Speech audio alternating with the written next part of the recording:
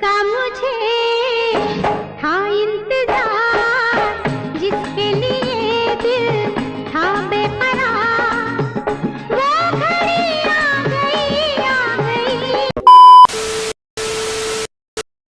जिसका मुझे था इंतजार।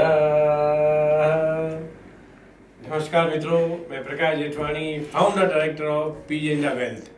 आज हम बात करने वाले हैं LIC के IPO की, जिसका पूरा देश पॉलिसी होल्डर के सभी इंतजार कर रहे हैं।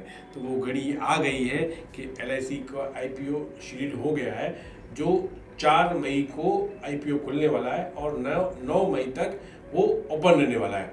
अब इस IPO को थोड़ा एनालिसिस करते हैं कि जो इंश्योरेंस का मार्केट है वो कितना बड़ा है और उसमें LIC का मार्केट शेयर कितना है, LIC का नेटवर्क कितना है, LIC के एजेंट्स कितने हैं और जो LIC की पॉलिसी होल्डर्स कितने हैं, उसकी थोड़ी चर्चा करेंगे। तो थोड़ा मैंने डिटेल एनालिसिस किया है, उसकी बात करेंगे कि हर घर में LIC की पॉलिसी है। किसी के पास भी कोई घटना घट जाती है तो पूछते हैं कि तूने LIC करा है क्या। तो ये पावर है घर घर LIC का। ऐसा कोई घर नहीं जहाँ पे LIC का पॉलिसी नहीं। जो इंश्योरेंस मार्केट की हम पेनिट्रेशन की बात करेंगे कि जो अभी हमारे पास भारत में इंश्योरेंस का पेनिट्रेशन है वो केवल 3.72% है। जो डेवलप्ड कंट्रीज हैं उसमें 55 से 60% का पेनिट्रेशन है। तो आप कल्पना करें कि ये मार्केट का साइज कितना बड़ा हो सकता है। तो इस वीडियो में आगे बढ़ते हुए हम थोड़ी और फिगर्स पे चर्चा करेंगे कि जो LIC का इन्वेस्टमेंट है, NSE का जितना मार्केट साइज है उसमें अकेला 4% LIC के पास है। तो जो उसके इन्वेस्टमेंट्स है, इतनी बड़ी साइज में इन्वेस्टमेंट है। उसके अलावा जो वर्ल्ड का 3rd लार्जेस्ट इंश्योरर है LIC।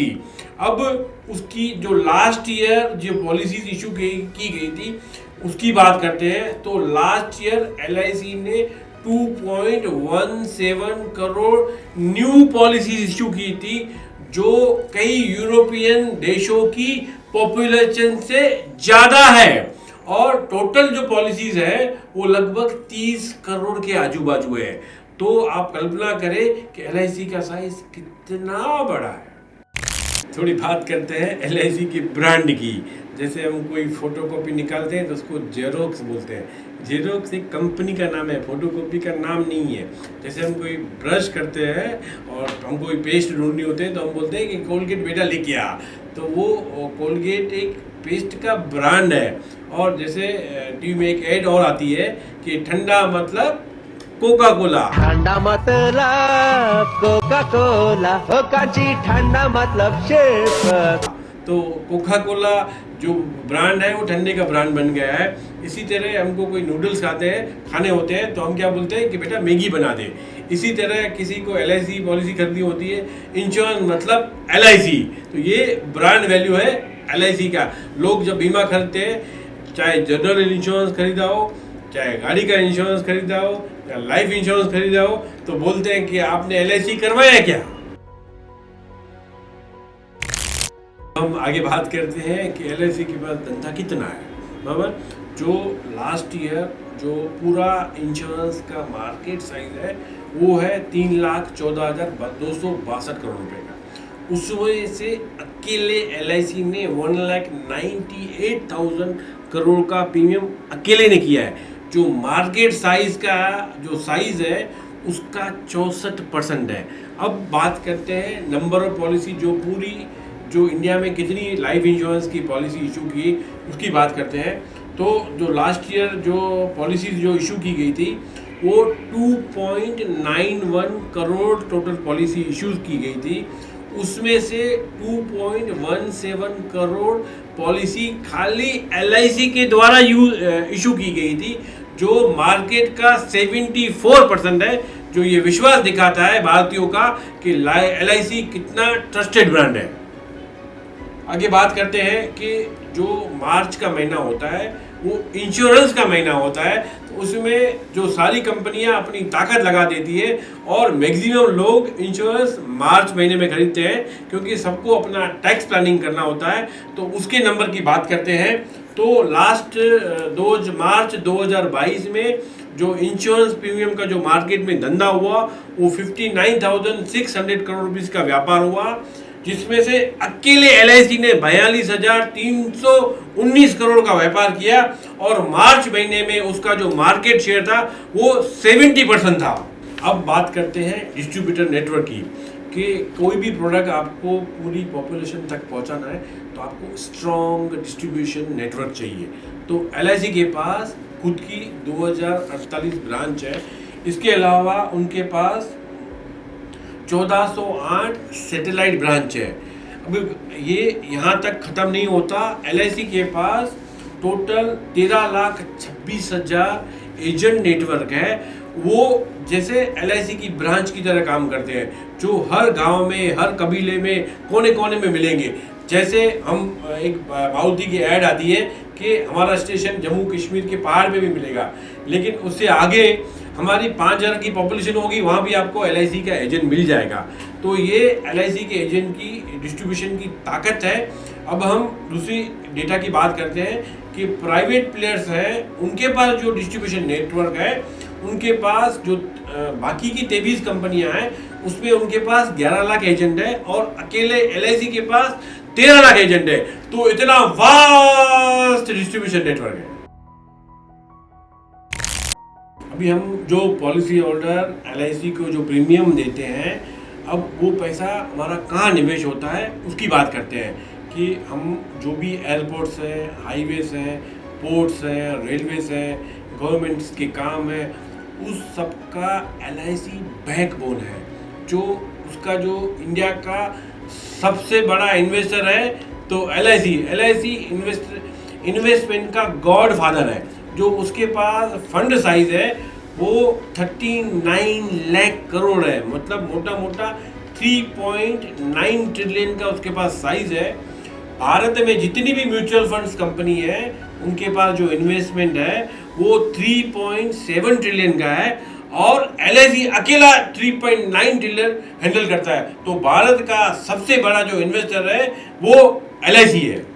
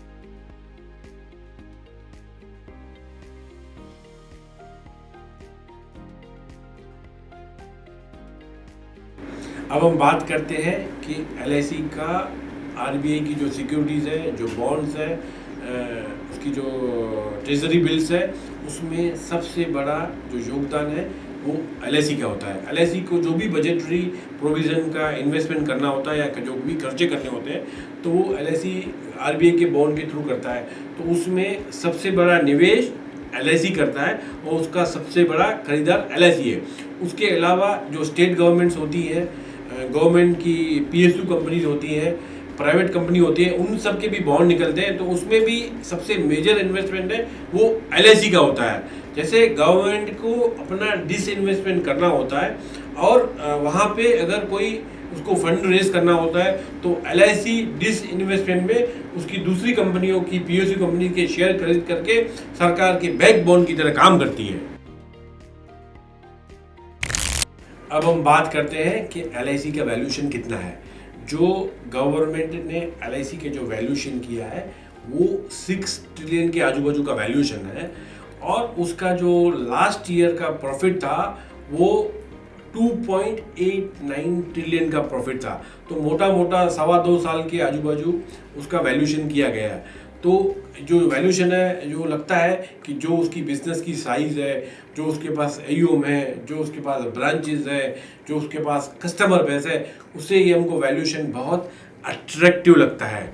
तो जो सरकार ने ये प्रयास किया है कि जो भी LIC के पॉलिसी होल्डर हैं और जो देशवासी हैं उनको फ़ायदा कैसे पहुंचा जाए। तो ये जो सरकार है आपका 3.6 का इक्विटी डाइल्यूट कर रही है, जिसमें जो LIC के पॉलिसी होल्डर हैं उनको 60 रुपीज़ का डिस्काउंट दिया जाएगा और LIC के जो कर्मचारी हैं उनको 45 रुपीज़ का डिस्काउंट दिया जाएगा और बाकी जो नॉर्मल पब्लिक है उनको नॉर्मल प्राइस पे आपको शेयर्स अलॉट किए जाएंगे। अब बात करते हैं कि ये IPO की डेट्स कब है, कैसे होंगे, उसकी थोड़ी बात करते हैं। तो ये जो IPO है वो 4 मई को खुलेगा और 9 मई तक ये क्लोज होगा और जो बिड का लॉट साइज होगा वो 15 शेयर का होगा। रिटेल निवेशक 14 लॉट लेके मैक्सिमम 1,99,290 का इन्वेस्टमेंट कर सकते हैं और HNI के लिए कोई लिमिट नहीं है। आपको 25 लाख, 50 लाख, 1 करोड़ रुपये लगाना है तो आप HNI कैटेगरी में इन्वेस्टमेंट कर सकते हैं। अब जो पॉलिसी होल्डर के लिए 2.21 करोड़ के शेयर रिजर्व रखे गए हैं तो उनको शेयर लगने की संभावना ज़्यादा है और एम्प्लॉय के लिए ओनली 15.81 लाख के शेयर रिजर्व रखे गए हैं और बाकी के शेयर्स HNIs को और नॉर्मल पब्लिक को दिए जाएंगे। अब बात करते हैं कि इस IPO में निवेश करना चाहिए या नहीं करना चाहिए।